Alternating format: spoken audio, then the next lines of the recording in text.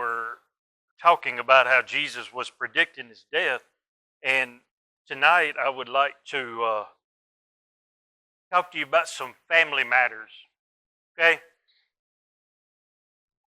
There's a passage of scripture here that we're going to try to go through tonight. It kind of explains kind of how families work and how they don't work, right?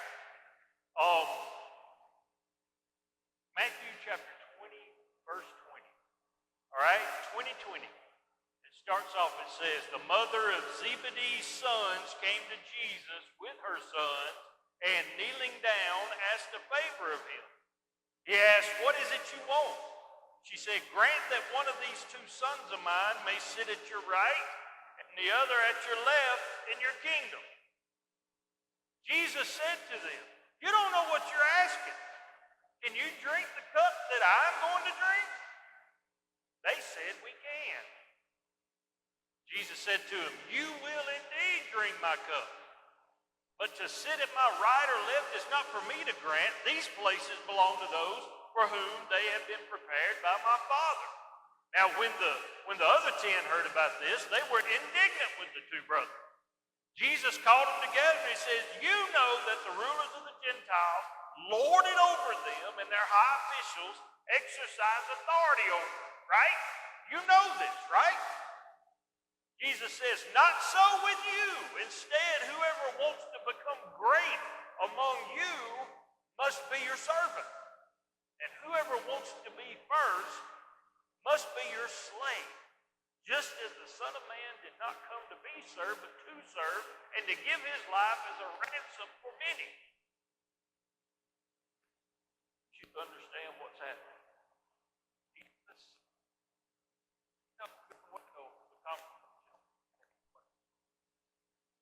James and John just got finished hearing from Jesus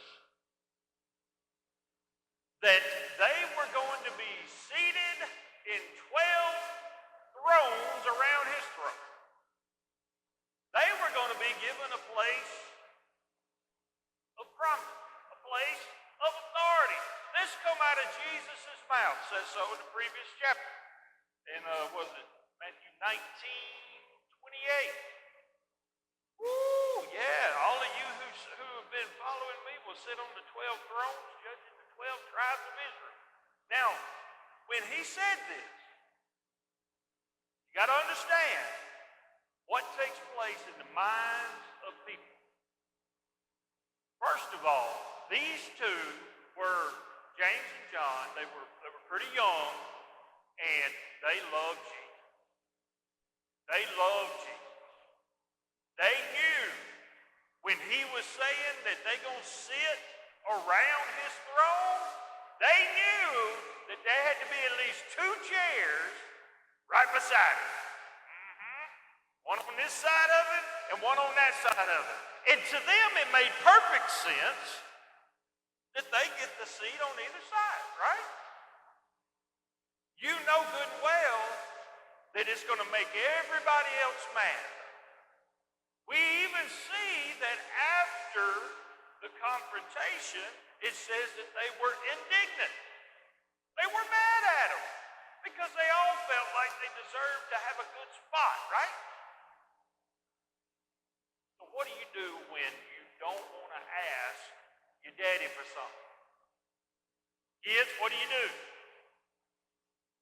Mom, that's right. And vice versa if it don't work the other way. In this instance, they were afraid of what daddy might do. They were afraid of rejection. They were afraid of being let down. But they had their hopes up. And they were like, we deserve it as much as anybody else. Now, take it back to Salome, Zebedee's wife. Salome was a lady, also called Mary. We don't know for sure if she was Mary's sister or Joseph's sister. But she was one of them's sisters, okay? She was Jesus' aunt. So they had known each other since she had watched Jesus grow up. She had seen Jesus The kids had played together. They had seen all of this stuff, right? She was kind of like the equivalent of Elizabeth, having John the Baptist. They were all cousins, related. They all come from the same town of Nazareth. They knew each other.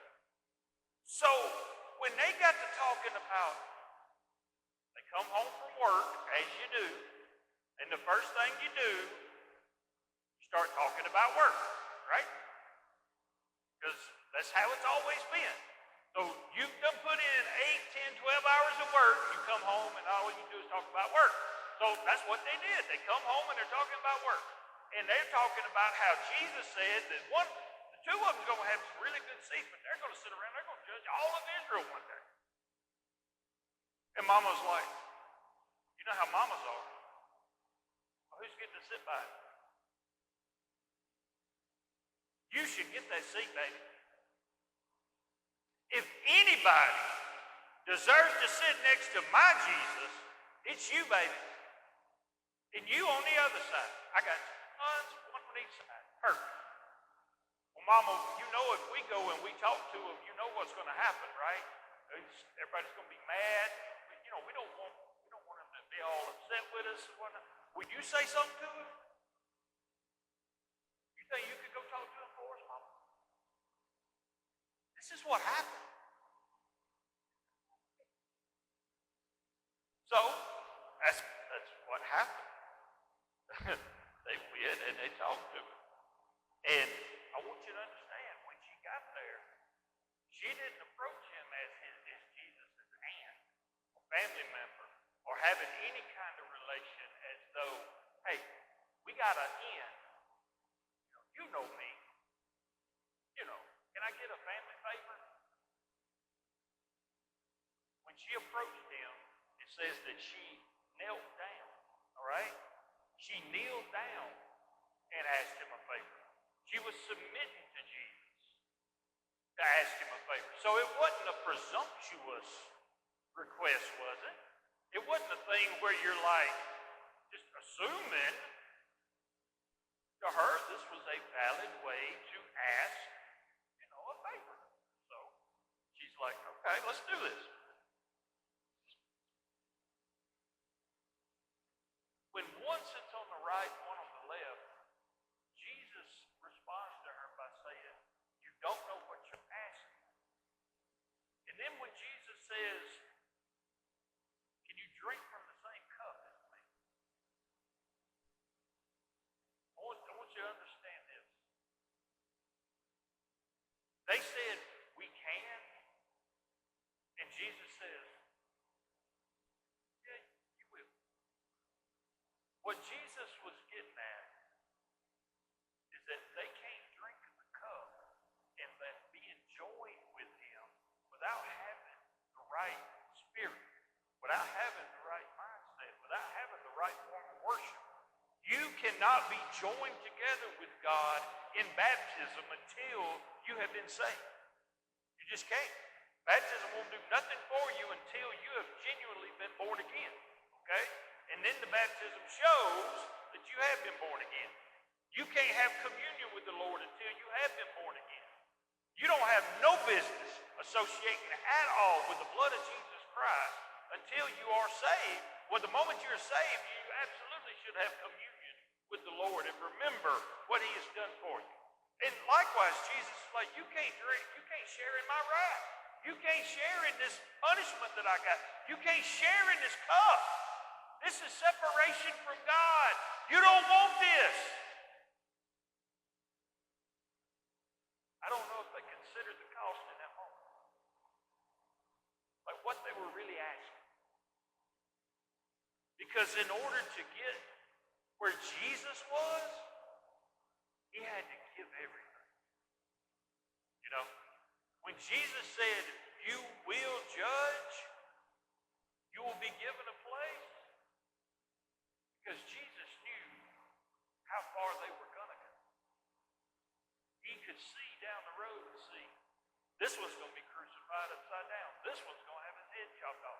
That one is going to be beheaded. That one is going to die on an island of old age after we just blew his mind with a bunch of visions.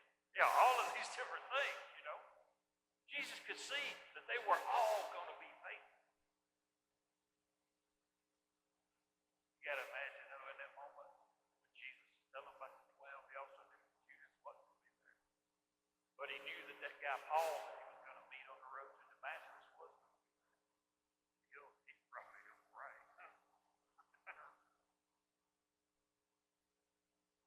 So Jesus has a lesson to teach. Because I don't know if you noticed this or not, but when these two guys went and got their mama to come and talk to the boss man, thinking that they could get a favor done, that has a certain amount of pride associated with it. Pride thinking that you deserve something or that you have earned something. Jesus responds to this, and the way I know is because of what Jesus said. Jesus says, you know how the rulers of the Gentiles lord it over them and exercise authority over them? In verse 26, he says, not so with you. It ain't like that. The way the world is not like it is with you. Whoever wants to become great among you has got to serve. Whoever wants to be the greatest has to be the least. So what Jesus is saying is that pride ain't going to get you nowhere. You thinking that you've done something ain't going to get you nowhere. But when you empty yourself of everything in order that somebody else can be blessed, or if you stop everything that you're doing and give all of your time and effort to God, that's what Jesus gave everything. We sing songs, Jesus paid it all. He gave it all.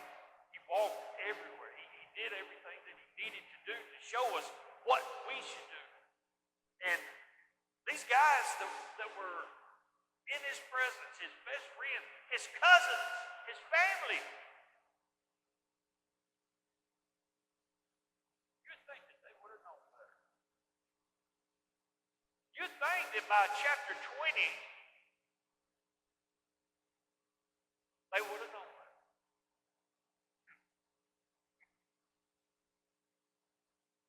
Yeah, but 8 more chapters. They better hurry it up, right? The last chapter.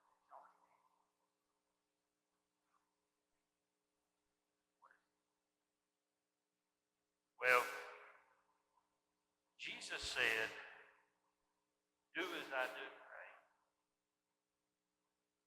Okay. He says, verse 28, just as, which indicates that he has already done this. So Jesus knows, and this is what is the holdup for these people. They have not yet seen the cross. They have not yet been to Calvary. They have not seen the price that had to be paid for forgiveness of sin, right? So until you see the cross and realize the price of the cross, you take it lightly. You don't understand it. You don't really have a communion with it. You don't have a relationship with it. Jesus said, hey, I didn't come down here to lord everybody, but to serve everybody. And you should do like that. Okay? So where do we sit? Because this is need to know information, right? You told us there's going to be some chairs. We assume it's in a circle, not a square. Where are we going to be sitting? That's what that word is about. Where are we going to sit? Mama tried to get up in this chair. So, let me tell you what you do. Jesus gave this advice himself. He said, when you come into a situation where you have an opportunity to sit the furthest away.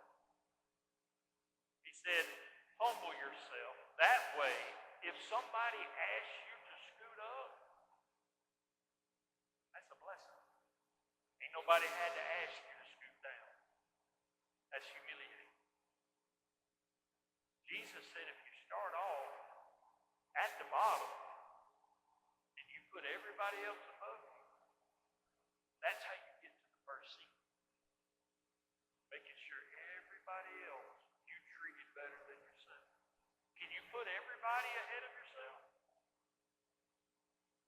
So the problem is that we can love our loved ones, right? But strangers even opponents or people that may think different than us, or even people that hate us. We're told in the Bible that we're supposed to put those people above us. We're supposed to treat them better.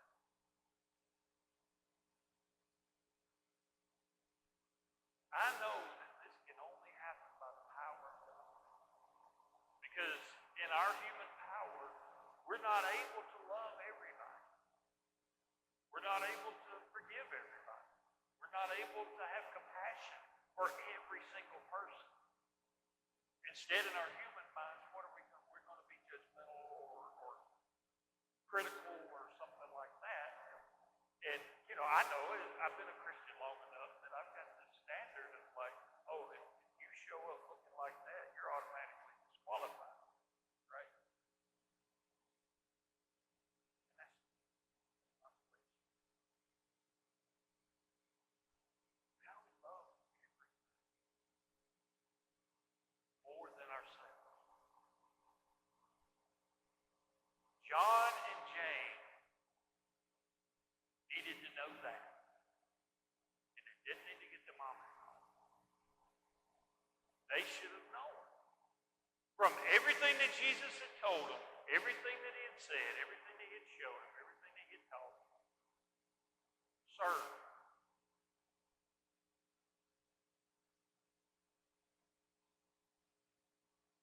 Very end of it all, they gave everything they had. They finally got it, right? But it didn't happen until they went through the cross. When they saw the cross, they saw the price that was actually paid to purchase their pardon. That's a lot of people. Yeah, the price was paid to purchase their pardon. When they saw that, it changed. Broke their heart. When he got up out of the grave, they knew that anything was possible. They didn't just have a guy that died for them. They had a guy that died for them and come back alive for them. They had a guy who said everything that was the truth and has backed every single bit of it up. And he told them 3 times, I'm going to die, but I'm coming back. And when he came back, he appeared, just didn't even open the door, didn't knock or anything, just showed up. It's like, what's up?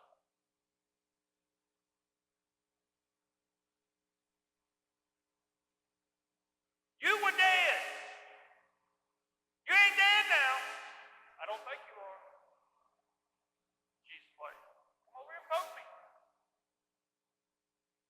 Thomas, you put your whole hand in my side. Come on. Get the rooting around. We got some proving to do.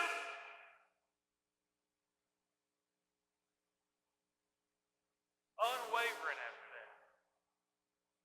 They were still human. They fought with each other, but their whole life was about service.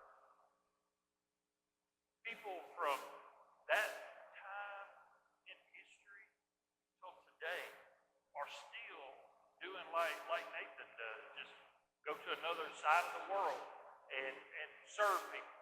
You know, his house is his church. And he's got to be very careful who he invites into his house, you know. That's serving, that's giving, that's doing. And when we got that heart, it does not matter if you're in Walmart, if you're at McDonald's, if you're on your job or in your school. When you are treating somebody else better than yourself, you're observing the golden rule. Where it says, do unto others as you would have them do unto you. Treat others the way you'd like to be treated. Jesus said this is how you get to the place of prominence. This is how you achieve. This is how you win. By putting yourself last. This ain't right. This is not what everybody else. We're supposed to put ourselves first, right? Take care of ourselves. Do our own, make our way, blaze a path, you know.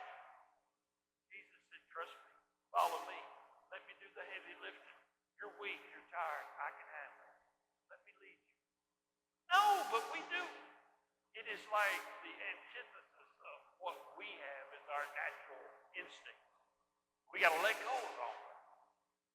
You got to let go. How do I trust God with everything? With my friends, my relationships, my habits? I trust Him with everything? Yes.